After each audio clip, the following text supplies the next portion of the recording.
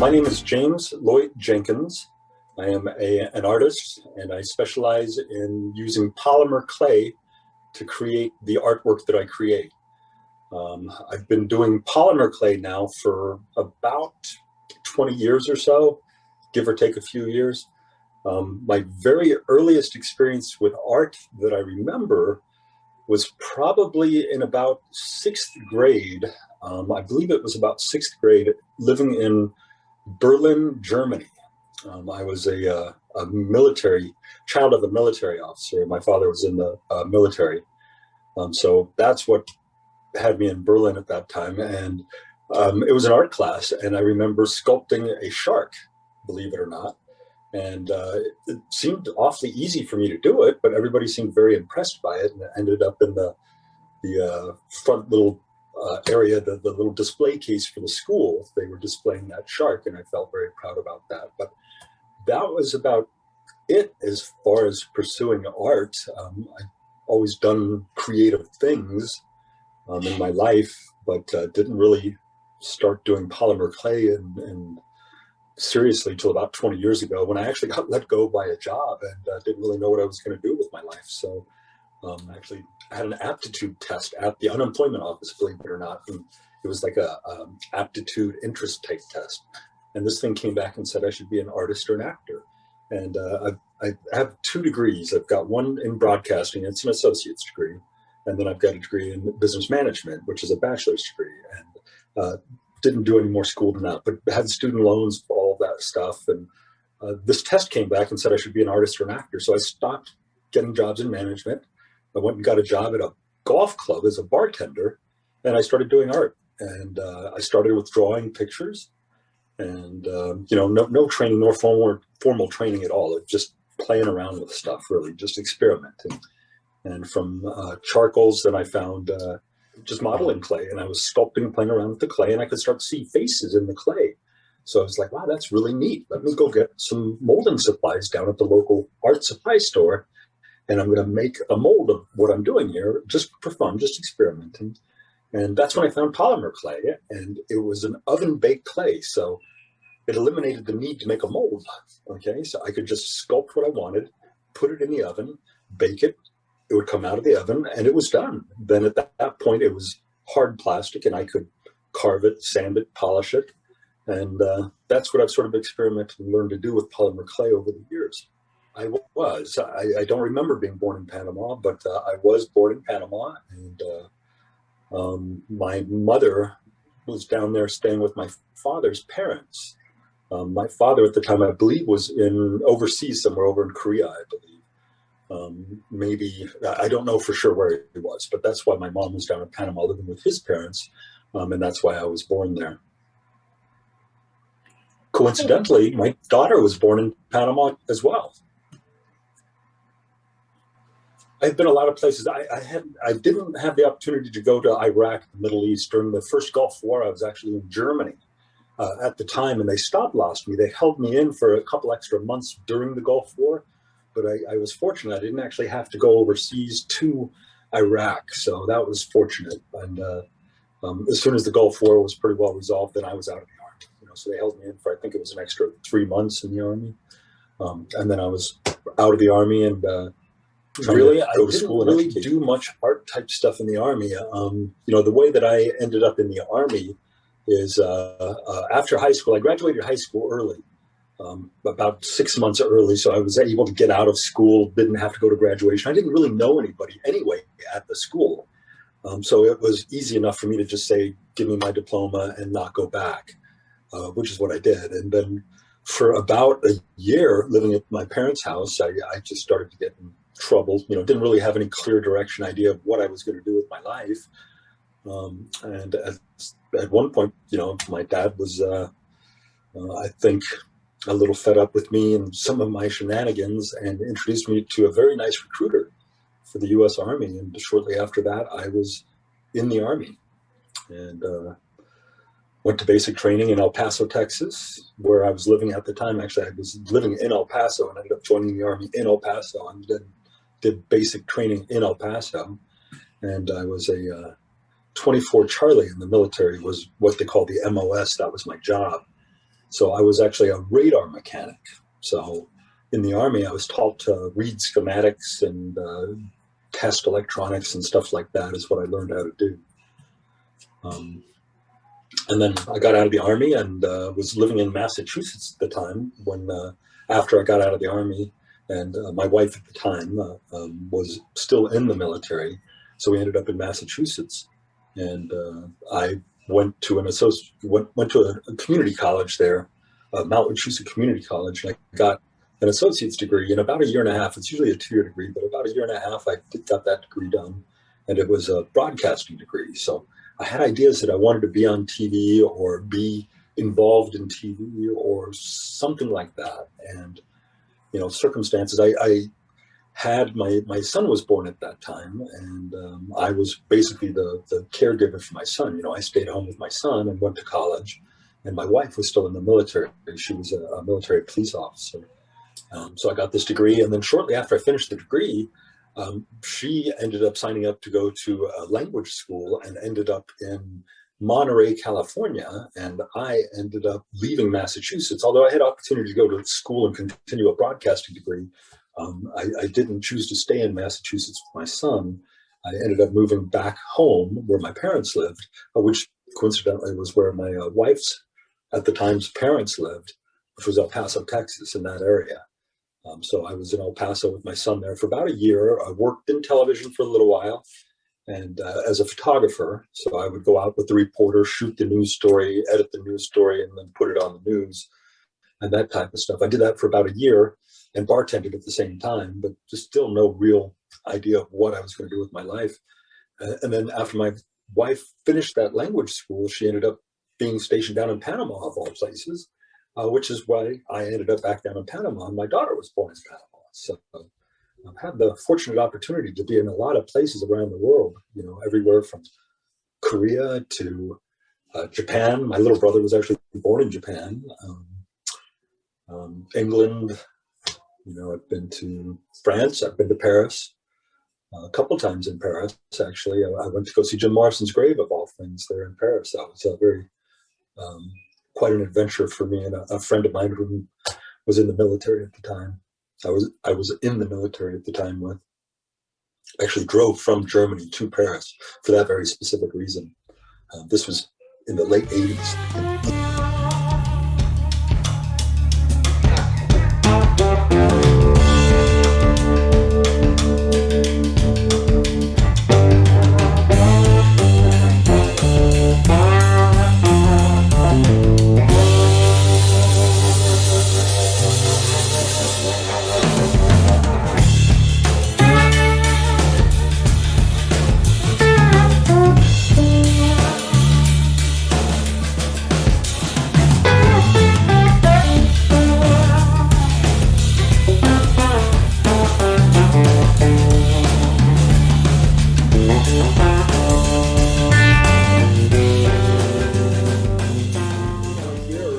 And in Panama, they do a lot of really colorful art. I don't know if you've seen the Panamanian, what are called molas, but they do designs of birds and use very colorful fabric to create that artwork. And I'm sure that somehow influenced me unconsciously, even in the art that I do.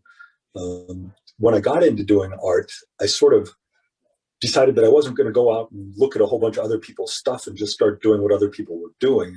I for the longest time, just sort of did my own thing. I've never really made it a goal. I mean, you know, everybody would like to be able to sell art and make a living at art, but I've always had like a job that I could do to keep the bills paid, keep the lights on, and art has never been my sole focus. So I've never been driven by what people have wanted me to make. You know, I've always just made what I felt like making for the most part. And I think that's sort of led to me creating some pretty unique stuff.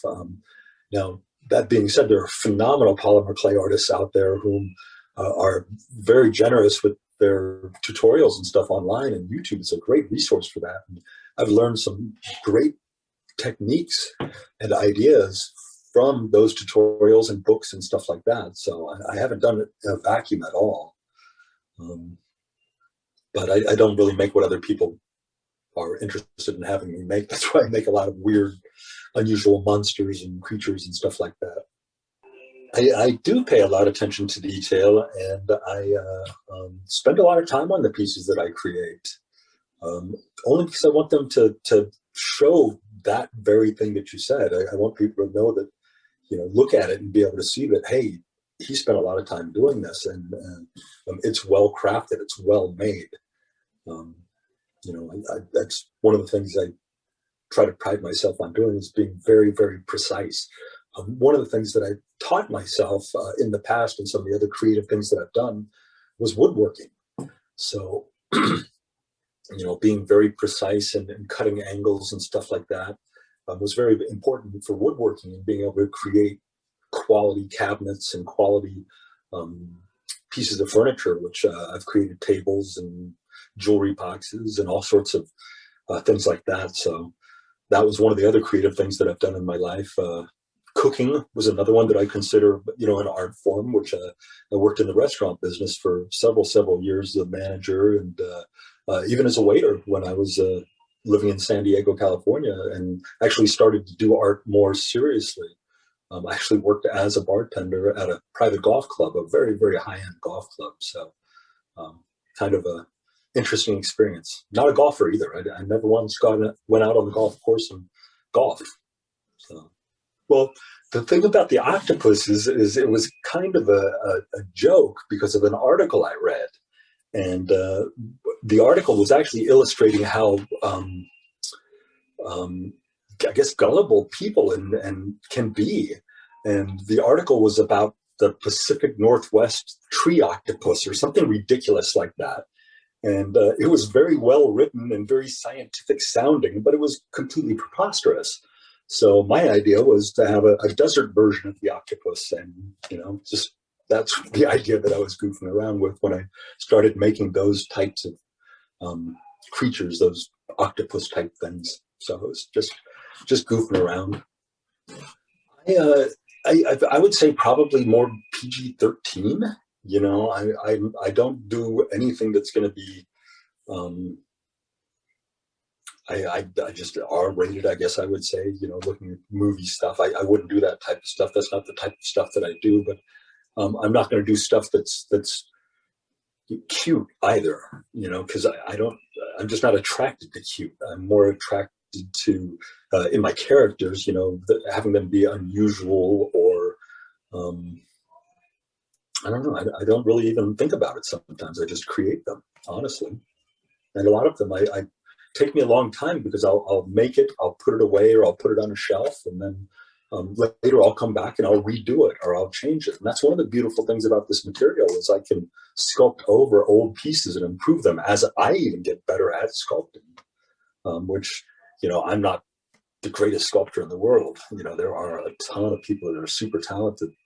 And YouTube is really awesome for seeing that type of stuff. You really get inspired by what you see some of these people out there doing. How long have I been working with polymer clay? Yes.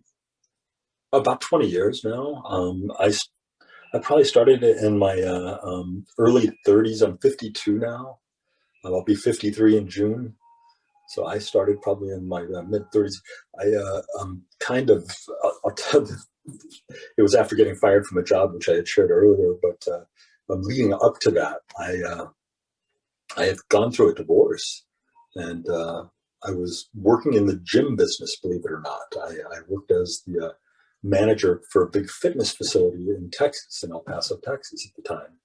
And I was living there just across the border in New Mexico with my wife's family at the time. They ran a boarding stables out there, and out there I had a woodworking shop, believe it or not. So I was into like building furniture and making jewelry boxes and those types of activities, tables and dressers and stuff like that. And it never professionally, never for money, just always more of a hobby, fun, to satisfy my own creativity needs, I guess, and do something that was going to be useful at the same time, so I could justify spending the money on the stuff that I spent the money on, the tools or the materials and stuff like that.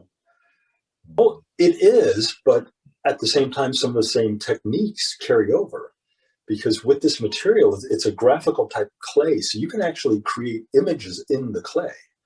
And then that image, is going to carry through the clay, and then you can repeatedly use it until you've used up all of that clay that you've made. Like this is an example. This is a slab of clay that's different colors that I've assembled together to create a design in, and then I'll incorporate this particular design into some other sculpture or bowl or something like this piece here that I have.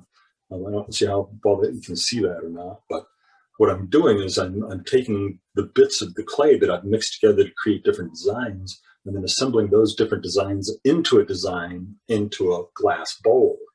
And then once I've sort of filled this for the most part in, I'll bake it, I'll cure it in the oven, and it cures at about 275 degrees Fahrenheit. Different brands, different temperatures, but that's roughly the temperature in there. It's something that you can cure in your oven at home, which is another thing that attracted me to it. So I didn't need any special tools, special material, special ovens or anything to do that. I didn't need a kiln. I had everything I needed.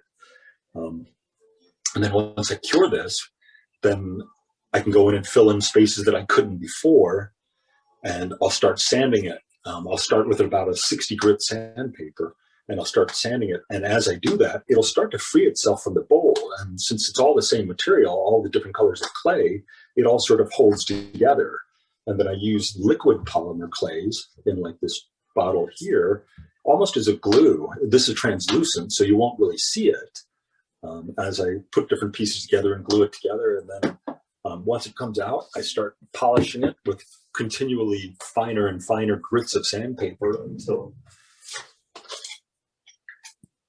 I end up with something like this, which is a finished bowl that I've gone through and polished all the way to about 2,000 grits so that it looks like glass. It was what I'm going for. So you can see all those individual little designs in the clay result in this piece here. Now this isn't functional. I mean, I can't use it to eat cereal out of, but you can use it as a candy dish, and really I leave them empty because I like to look at the designs in them. But these are one of the things that I like creating, is polymer clay bowls. And your palette, your colors are, you know, all over the spectrum. They are. I'm all over the place with that. I don't know. I just that's sort of what I end up with, you know. And it's more I'm experimenting. I'm having fun. I'm playing. That's what I've been doing the whole time for 20 years. I've just been playing with this stuff, and what you see on the website is what I've sort of ended up with. That's what 20 years of playing with this material end up with. Yeah, the International Polymer Clay Guild. That is a guild of international artists. I mean, there are polymer clay artists all over the world. There are doll artists. Like my wife is an artist as well. My current wife is from England. She's from the northeast of England, in the Newcastle area, a little place called Hebburn. And she enjoys making dolls, and she likes to do creepy type dolls. So what I'll do is I will sculpt for her a face and some hands and some feet, and then I will turn that over to her, and she will make an armature out of it and turn it into a one-of-a-kind doll. And we've done everything from political pieces, where we did a Donald Trump doll, where neither of us were big fans of that ex-president. So we've done political art that way. We've done art for famous musicians even. We did dolls for Alice Cooper, believe it or not, the musician. We've done just dolls for fun, where we've done this past year, the last doll we actually did together was a plague doctor, sort of in honor of everything that's been happening in the world for the past year and a half or so, year and a couple months, the pandemic. So we made a plague doctor. I am back. So here's the last doll that we actually made.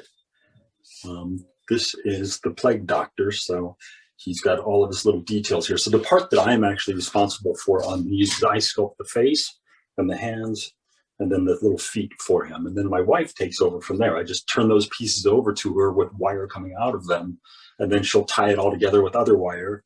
And then she will go in and create the clothes for the piece. And then a lot of these details. And then like these little bulbs of garlic here. These I did with polymer clay here. I actually followed a tutorial online about how to make these little bulbs of garlic. And I don't know how well you can see those actually, but they do look like little bulbs of garlic. It's a really neat tutorial. Actually, there's like several different ones, and I just followed one of them to make those. And then, you know, like the little mask to put on in.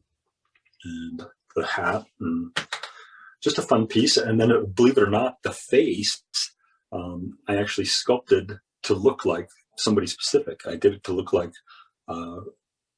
Roy Cohn, an attorney in New York. He's passed away now, but my wife and I had watched a documentary about the guy. He was Donald Trump's father's attorney, and he worked with Donald Trump, and he's long dead, but he was such an enigma and a weird guy, and not a good guy either. From what we watched and what we saw, he was a pretty bad guy. And so I used his face as the model for that, just for fun. I don't know why. I think what happened was I was actually making the face without any idea, and we were watching that show, and it sort of ended up sort of looking like him, so I just made it look like him further, is what happened, I think. So that's an example of one of the dolls. Her website is actually called nightmaredoll.com. So you can see other examples of dolls that we've done. There's one of the Alice Cooper dolls that we did is on that website. And a picture of my lovely wife is on that website as well. So her and some of the dogs.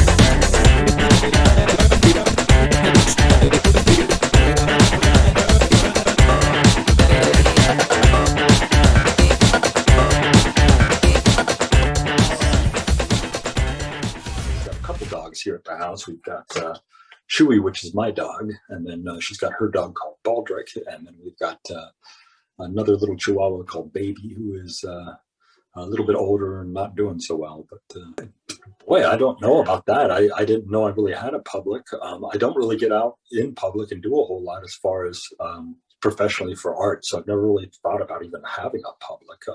As far as being eccentric, boy, I think I'm just more quiet than anything. Maybe that's perceived as eccentric. I think maybe some of the reason that I'm quiet is I have a little bit of a hearing disability. So I do wear hearing aids, and that's probably a result of just with some of the activities in the past, having been in the Army, working around loud equipment and tools like that. So part of that, not being able to hear super well, is it just creates, I guess, isolation and not, I can entertain myself, I guess. So that's what I do, is I sit here and I make clay stuff. And yeah, I talk to people all day long for work. That's what I do for my regular job, is I talk to people. And I guess it's the last thing I feel like doing when I get out of work is actually talking to people. What am I working on right now? Okay, let me put this doll out of the way.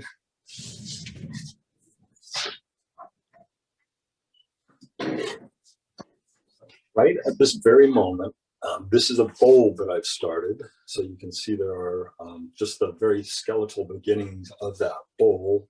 No real clear idea of a theme or an idea. I'm just putting bits of clay together to create an appealing design to me in the clay. And then I'll start sanding it and baking it. This will probably take me a couple weeks to make from beginning to end. Most of the pieces in here that are all the color and stuff, I've mixed these up previously, and I'm for just having mixed them up, now they're sitting around, and now I'm trying to use them for something. I didn't have a clear idea of what I would use them for when I mixed them, but now I'm creating this bowl out of the clay. I have some of these what are called canes. Now they call them polymer clay canes when you mix up the different colors. It's actually, the technique is also called millefiori, which is a glass blowing technique that carries over into polymer clay. So if you Google that type of stuff, you'll see examples of polymer clay art that is just phenomenal. But I'm working on this bowl, and then I am also just about done with this dragon. This piece here, on my Instagram, I've got a couple of videos of me giving updates and pictures of when I started working on it. I've probably been working on this for a month or two. I don't feel any pressure to get them done in any relative quick amount of time, so I just work on them until I feel like I'm done with them, and then I put them on a shelf. And also, this piece here, I'm just about done with. Basically, what I've got to do now is I've got some lumber out in the garage, some lumber left over from when I did woodworking. It's actually rosewood from down in Panama. So I've got to get in touch with a local woodworking school here, which there happens to be, and have them do some woodworking for me so that I can create a base to be able to mount this on, to be able to hang it on a wall. And this is just a Cthulhu character, just for fun. I read H.P. Lovecraft as a kid. I love horror movies and that type of stuff. So I guess maybe that's an influence as well. Star Wars, I played with Star Wars figures when I was a kid. And, having moved around a lot, I did a lot of activities that were self-directed. I built a lot of models when I was a kid. Before I left Berlin, I was in Berlin from about 6th grade to 10th grade, so for about 4 years there. So, basically I had friends there, and then I ended up moving from there to Würzburg, Germany, which was when I was there, the wall was still up. So we were in East Germany, but West Berlin for 4 years. And then from there, we moved to Würzburg, Germany, which is in West Germany. And I didn't know anybody there. I went to school for a year. I think that was my 10th grade year of school. So I literally didn't know anybody in that school. And then we were out of there a year later. We ended up in El Paso, Texas. So in El Paso, then, I was kind of I don't know, kind of a duck out of water, I guess. I tried my best to fit in, but, I didn't really have any friends there. It was like I had to find a lot of activities to do myself, and then none of it was ever really art directed either. It was just, yeah. Ask another question. Sorry, I lost track. I got rambling. Do you draw before you start working? I don't usually draw the idea out before I start sculpting something. Usually I just have an idea that, okay, I'm going to make a dragon, or I'm going to make a Cthulhu, or I'm going to make a spider, or I'm going to make a little person, like this little goblin here that I've been working on for a day or two. And it's mostly me just experimenting with the canes and trying to get a lot of detail into the little hands and stuff with the different colors of clay. So they're all just me playing around. No specific purpose for them either. It's maybe eventually one of these days they'll all have some sort of united purpose. One thing I do enjoy doing, though, is when I create some of these stuff, I abandon art. I'll go around to like a coffee shop, or I'll go to a grocery store, and I'll leave a piece of art, like a little person or a little eyeball or some sort of thing behind, just for people to find. So maybe it'll make somebody's day, or it'll, just be something to surprise somebody. And that's kind of fun for me. Yeah, I haven't, aside from my wife and my dogs, I haven't really interacted with anybody other than work, except through social media. So we haven't really been doing a whole lot at all. I would love to get involved. In fact, before the pandemic started, I had gotten involved with the local gallery here, and I was going to start, doing classes, and not so much even classes, but demonstrations, sitting at a table and making stuff in front of people to show them what goes into actually creating the artwork that I create. Usually when I tell people I'm a polymer clay artist, they have no idea what it even is. Okay. And then a lot of people, even when I tell them, they don't even hear what I'm saying, and they go to the website and they assume that everything is painted. And then when I tell them, no, it's not paint, I actually create that design or that color in the clay and then use the clay to create the piece. That just blows people's minds. And it's really, it is a process, but it's a cool process, and I have a lot of fun doing. No, I am not the inventor of this at all. It is You know, it's called millefiori, which is an Italian glass blowing technique where they, I believe that means 1,000 flowers. That's sort of how this technique carried over into polymer clay. And there's been polymer clay has been around since plastic was invented. So it's relatively a young medium as far as art is concerned. But there are artists that do phenomenal stuff in polymer clay. I mean, they create whole images in the clay, and then you know, probably the top of the line guy or the guy that creates some of the most detailed, what are called canes, is a guy named John Anderson. And it's just phenomenal artwork. Yeah, if you ever get a chance, look him up. He just does spectacular work. But most people don't even know about the medium unless they're a polymer clay artist. That is kind of true. Yeah, I like to. I have a lot of these little bits and pieces of rosewood that are left over. It's actually called cocobolo, is what the wood is called. And I've had this lumber for literally 25 years. I mean, what I have left of it, I've got little remnants, bits and pieces of it left over, and I would hate for it to see it go to waste. I mean, people actually turn pens out of this stuff, make jewelry out of this wood. So I want to incorporate it into the artwork somehow, and one way to do that is by using it for bases or mounts for artwork and stuff like that. I can show you another example here. So this is a piece that I'm working on right now that I'm just about finished with. I'm just refining it, and I'm not happy with the eyes on him yet. So I'm still working on getting that done. But you notice he is on a piece of wood. So this is a piece of that rosewood that I'm talking about. And you see it's got like a burnt edge to it there. So I didn't burn it. That was the way that I got it. And it would be considered unusable by most folks. It would end up in trash and, you know, not get used, or cut into little pieces and used for something else like turning pens or something like that. But to use it for a base is perfect, I think. Way to honor the wood and honor the artwork at the same time. So that's another piece that I'm working on. So some of these, again, I've had for literally years here at the house, and just working on making them better and better and better until I do get them all together at some point and show them somewhere. I haven't really shown the majority of my work to a big giant audience out there.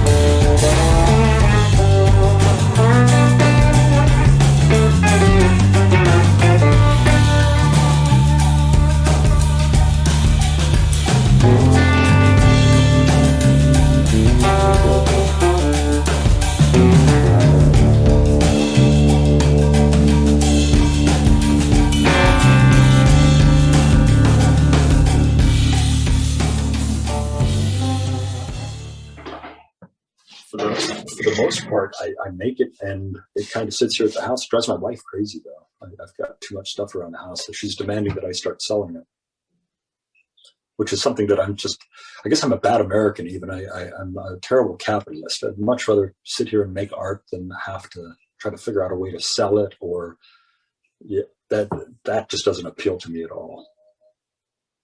It's kind of interesting. I start larger.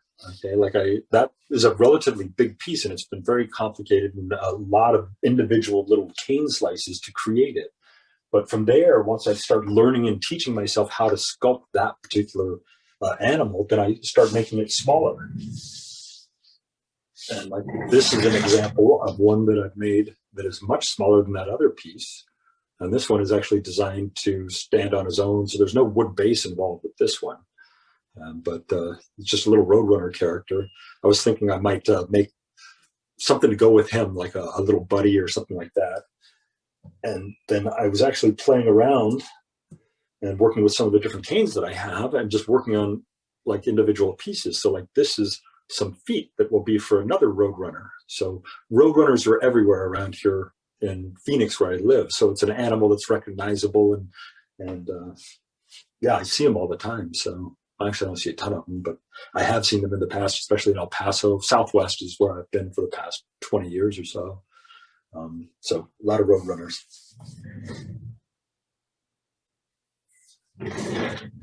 I think that's phenomenal. I mean, I know of programs like that called ZBrush and stuff like that. So, you know, like everything else, it's a tool, it's a medium to be able to get to what you're trying to, what you see in your mind's eye, I suppose.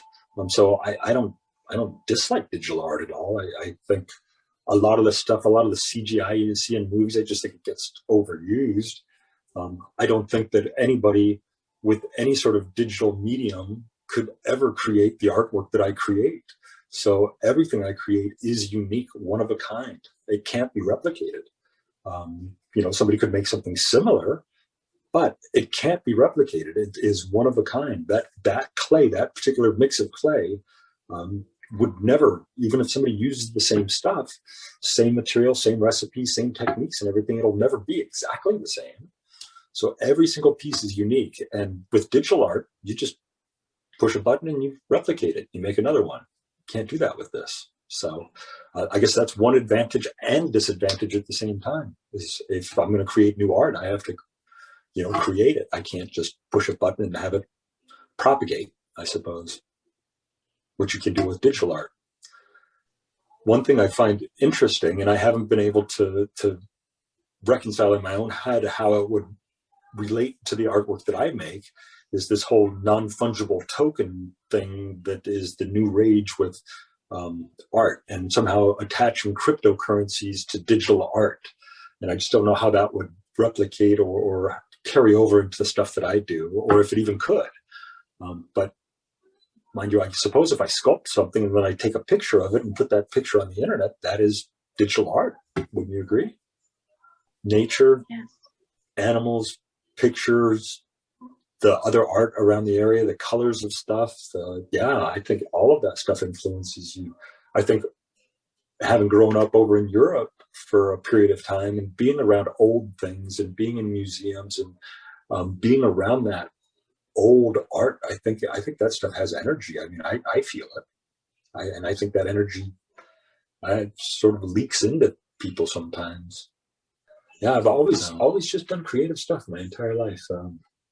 But never really could call myself an artist until I sort of had that test that I took and didn't have a job and didn't have a clue. I mean, I was in San Diego. I had no job, had no prospect for a job, had no idea what I was going to do. And the only thing I could figure was if I did art and I did it for myself, you know, I couldn't possibly do it wrong. So I just started doing it. And I went and got a job so I could pay bills and pay child support and that type of stuff. And I've always worked at other jobs. But yeah, I'm friends with several artists here in the area, you know, muralists and stuff like that. I think art is well received around this area. To be very honest with you, I'm not super plugged into the art community here in Phoenix. I've been here in Phoenix for approximately 9 years now. I've lived here, but I've been sort of holed up here in the house just doing stuff. I haven't really been involved other than online. I just don't get out there, and part of that shyness, part of that's just, you know, not, you know, now that there's a pandemic here, I can be justified not being around people. I like to tease folks that my wife and I are pioneers in the art of social distancing. We've long before it was in vogue, practiced that art. I do. I love my dog. In fact, he's not in the room with me right now. He's actually hanging out with Mom, I think. But the story behind that dog was my wife was going through some health issues and was just really depressed, really down. And we already had 2 dogs, okay? And she's like, you know, I need something to cheer me up. So she went out online and she found this little dog. And on one of the social media platforms, I don't remember which one she was on, but these folks were selling this dog. And we drove down to a pretty sketchy part of Phoenix and paid a couple $100 to buy this little puppy and brought this little thing home. And literally within the first hour of getting it home, and in fact, there's a picture somewhere on my Facebook, you can probably find it, of him just as a tiny little puppy, getting up on my knee and just licking my nose. And I tell you, he became my dog at that point, and he's been my dog ever since, and I love him to death. I was never much of a dog person, but he kind of converted me. I think there are people that are educated about what the medium is. I just think a lot of people that aren't directly involved with polymer clay or art just don't know about it yet. And, hopefully the art that I create makes this material accessible to more people. If somebody sees the art that I do and is ever curious about how I create the stuff that I create, I'm certainly open to sharing how I create the work that I create. None of it's a secret. None of it's proprietary. I'm happy to share anything that I do with anybody that wants to know. I didn't invent any of it. I've learned this all through tutorials and experimenting and stuff like that. So all of the techniques that I use are techniques that can be taught, and people learn all the time, and you can even go online and learn this stuff. So yeah, if people see the art and wonder how it's done and have questions, I'm happy to answer those questions. And I do have a YouTube channel, okay, and I do have a couple videos on that YouTube channel of actually me sculpting a couple little characters, and they're super sped up, so it's really hard to actually see what I do when I'm doing it.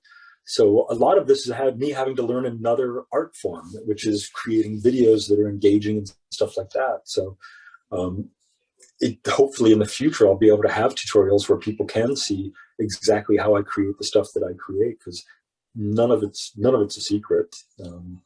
And if anybody's ever interested in the artwork that I make or acquiring the artwork that I make, I'm certainly open to anybody that wants to acquire my artwork reaching out to me.